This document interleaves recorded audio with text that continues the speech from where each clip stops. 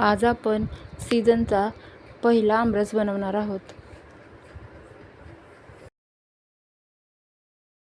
सगळ्यात आधी आपण असे रसाचे आंबे घ्यायचेत आणि ते एका पातेल्यामध्ये स्वच्छ धुवून त्यामध्ये 10 ते 15 मिनिट पाण्यामध्ये ठेवायचेत आणि मग ते एका कापडाने सुकवून घ्यायचेत, कोरडे करून घ्यायचेत।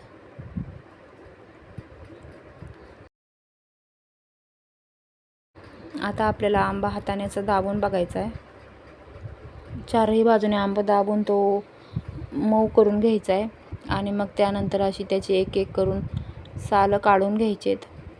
सालामध्ये कुठे अळी आहे का, कुठे काळा पडला आहे का, हे आधी आपल्याला बघायचं आहे।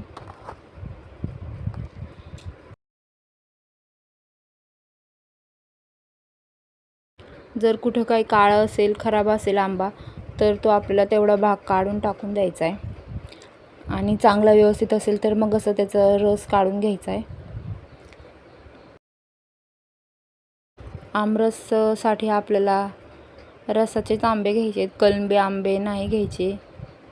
तुम्ही केशर आंबासुद्धा घेऊ शकता, त्याचा रस खूप छान होतो आणि त्याचा रंग सुरेख येतो, एक वेगळाच रंग येतो त्या आंब्याच्या रसाला।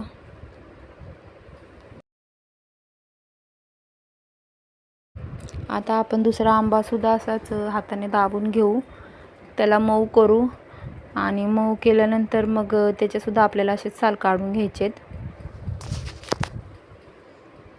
साल काढून झाल्यानंतर तो सुद्धा आपल्याला असा पिळून घ्यायचा आहे, त्याचा मांस आपल्याला खालच्या पातेल्यामध्ये टाकून घ्यायचं आहे।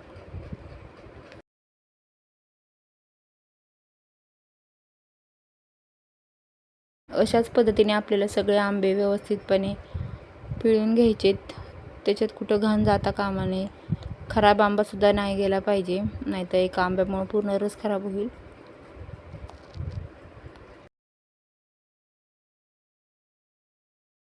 दोन ते 2.5 किलोच्या प्रमाणामध्ये इथे मी आंबे घेतलेले आहेत।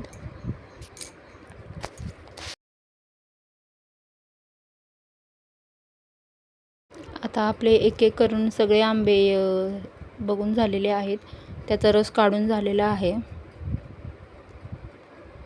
सगळ्या आंब्यांचा रस आता आपला काढून झालेला आहे, तर त्यामध्ये आता आपण साखर टाकून घेऊ। तुम्ही साखरेऐवजी गूळ टाकलं तरी चालेल, गुळाने आंब्याच्या रसाला रंग छान येतो आणि त्याला एक वेगळी चव येते। पण इथं मी साखर टाकते, जवळजवळ 2 वाट्या साखर टाकलेली आहे इथं मी।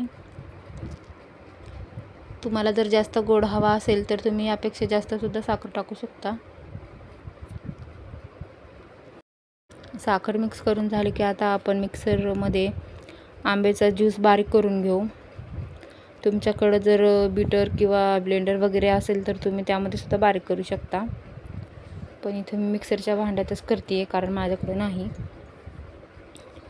आणि यामध्ये सुद्धा होतो आमरस बऱ्यापैकी चांगला। तर अशाच पद्धतीने मी सगळा आमरस बारीक करून घेतलेला आहे। बारीक करून झाल्यानंतर तो आपल्याला व्यवस्थितपणे मिक्स करून घ्यायचा आहे, म्हणजे त्याच्यात जर कुठे गाठ राहिली असेल, कुठं साल गेलेलं असेल तर ते आपल्याला दिसेल आणि ते आपण मग काढून टाकायचं आहे। तर तयार झाला आपला साध्या सोप्या पद्धतीने घरगुती आमरस।